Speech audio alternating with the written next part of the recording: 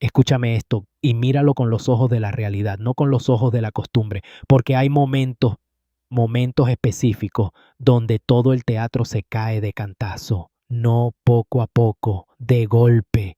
Imagínate estar en un cuarto donde dos personas se miran no como amigos, no como aliados, sino como dos verdades que no pueden coexistir al mismo tiempo. Ese tipo de momento no necesita gritos, no necesita insultos, solo necesita una cosa: exposición.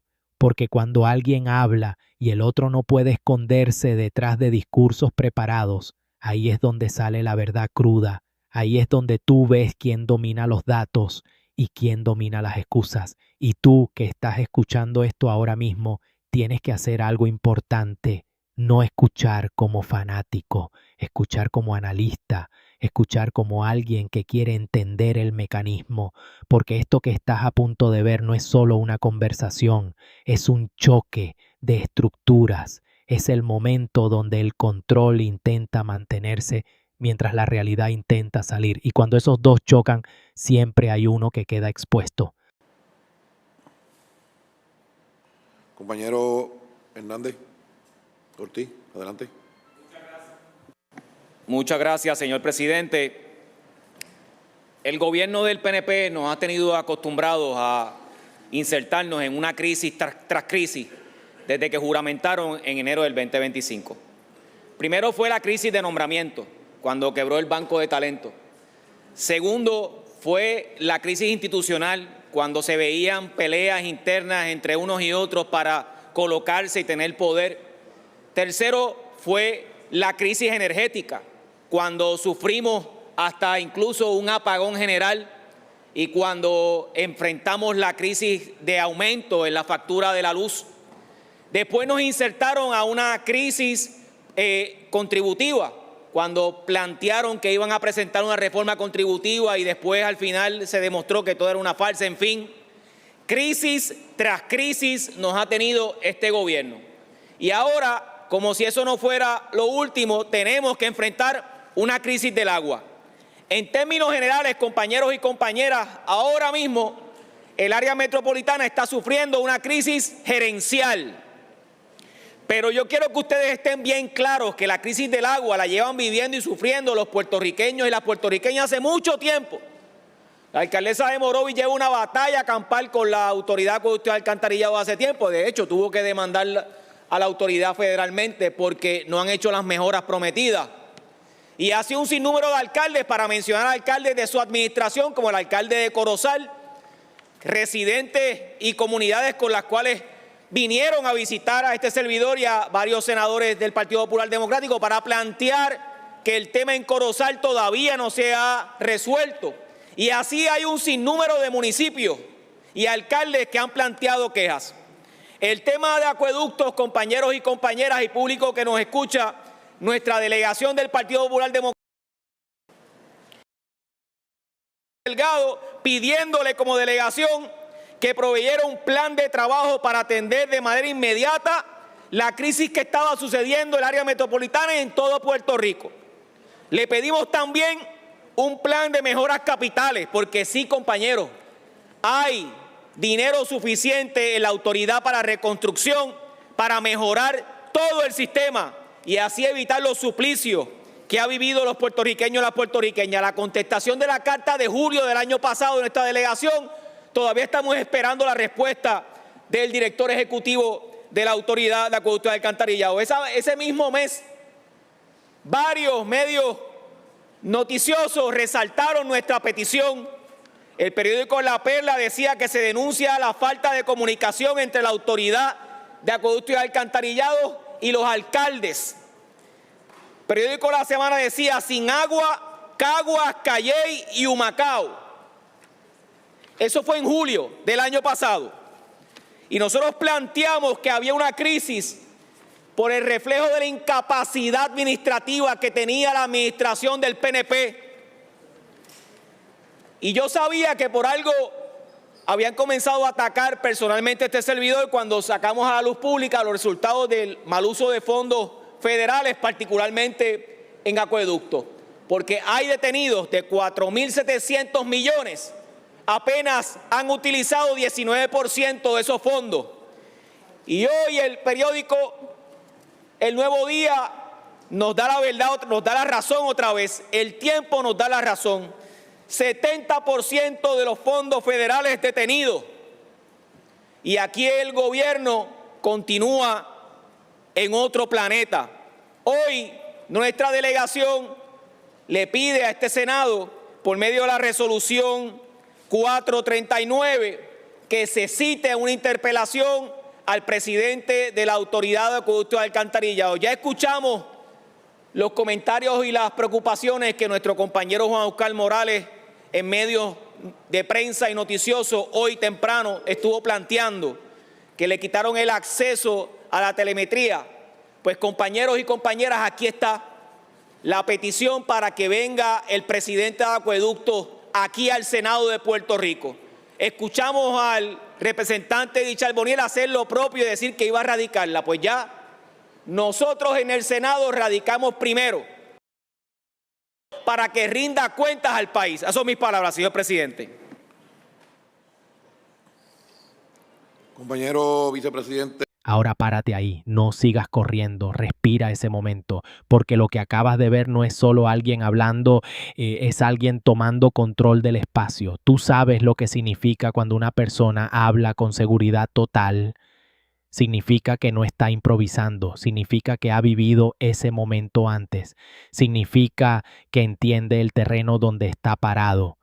Y aquí es donde tú empiezas a notar algo que mucha gente deja pasar. El poder no siempre está en quién tiene el micrófono, el poder está en quién tiene la claridad, porque cuando alguien tiene claridad, no necesita elevar la voz. La verdad se sostiene sola y eso es lo que crea presión en el otro lado, presión silenciosa, presión psicológica, presión estructural, porque cuando la narrativa empieza a romperse, el sistema necesita reaccionar, necesita defenderse, necesita justificar su existencia y ahí es donde entra el segundo lado de la ecuación. Río Santiago. Muchas gracias, señor presidente, compañeros y compañeras. Voy a comenzar mi turno inicial con el plan original, que era reconocer la trayectoria de quien en vida fuera Willy Colón, no tan solamente un músico de origen de sus padres puertorriqueños, sino que una persona que también incurrió en los asuntos políticos de su comunidad en New York. Una persona que nos dio hasta los otros días el disco de mayor venta junto a Rubén Blades, Siembra, que nunca negró sus raíces y aportó mucho a la música, a diferentes artistas de toda Latinoamérica, llevando el ritmo de la salsa sin redes sociales, sin influencers, sin mercancía, a lugares como Japón, África, y lo hizo de una manera honesta y con una trayectoria sin duda encomiable. Y por eso hoy estamos rindiéndole homenaje a quien fuera Willy Colón a través de una resolución que se le hará llegar a su familia al momento de ser aprobada, si así lo decide este Senado. Pero ahora, escuchando el turno inicial de la delegación del Partido Popular, la gobernanza y sus consecuencias y las crisis. Hay gente que para toda solución tienen un problema y hay gente que creen que gobernar con la boca es un mamey.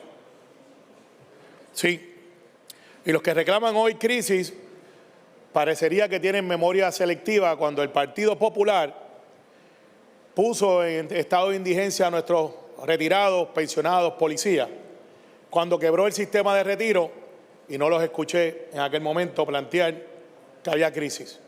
Miles y miles de retirados y compañeros de la policía hoy viven en un estado de indigencia cortesía del Partido Popular.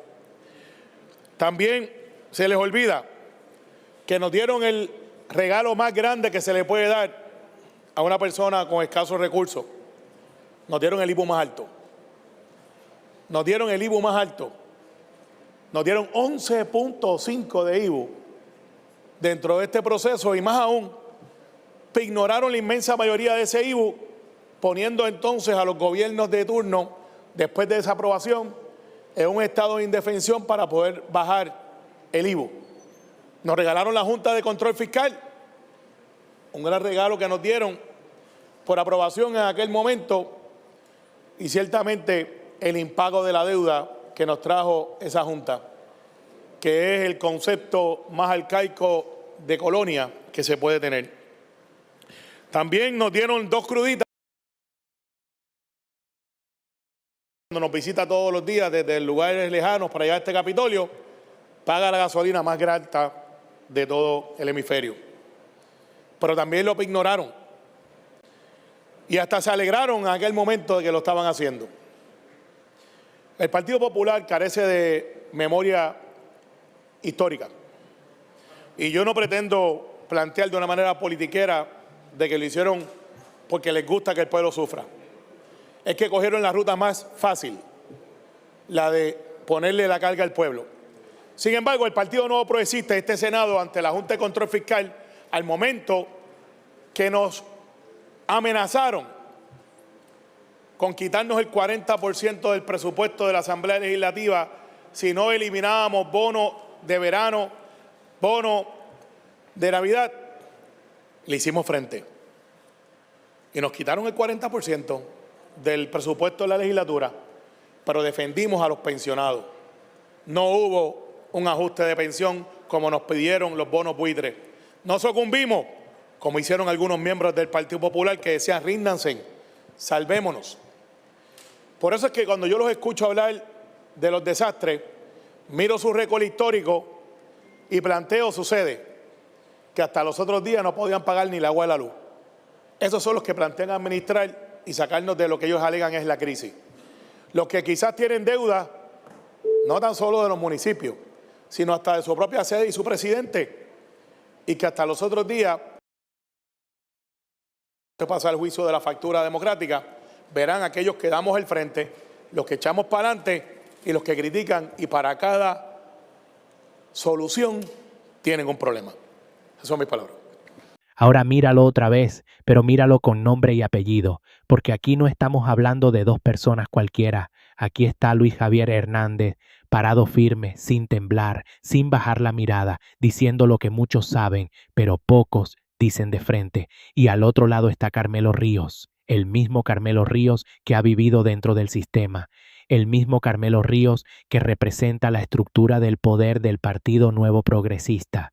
Y aquí es donde el momento se convierte en algo más que un intercambio. Esto se convierte en una exposición en vivo, porque cuando Luis Javier habla, no está improvisando. Luis Javier está atacando el núcleo, está atacando la narrativa que el Partido Nuevo Progresista ha construido por años. Y Carmelo lo sabe. Por eso tú ves el lenguaje corporal, por eso tú ves la reacción, porque cuando tú estás acostumbrado a controlar el discurso y de momento alguien te rompe el libreto, el sistema entra en modo defensa. Escúchame esto bien, el poder siempre está cómodo hasta que alguien lo confronta con claridad. Y Luis Javier no llegó ahí a pedir permiso. Luis Javier llegó ahí a romper la ilusión, porque el Partido Nuevo Progresista ha vivido años operando bajo una narrativa donde todo está bajo control, donde todo está funcionando, donde todo está estable. Pero la realidad del pueblo es otra. La realidad del pueblo es crisis. La realidad del pueblo es colapso. La realidad del pueblo es sobrevivir dentro de un sistema que ya no responde igual. Y cuando Luis Javier habla, lo que estás haciendo es algo más peligroso que atacar. Está exponiendo, porque atacar crea defensa, pero exponer crea colapso, porque cuando la verdad queda visible, ya no se puede esconder. Y Carmelo Ríos está ahí representando ese sistema que ahora tiene que responder en tiempo real, sin filtro, sin edición, sin control.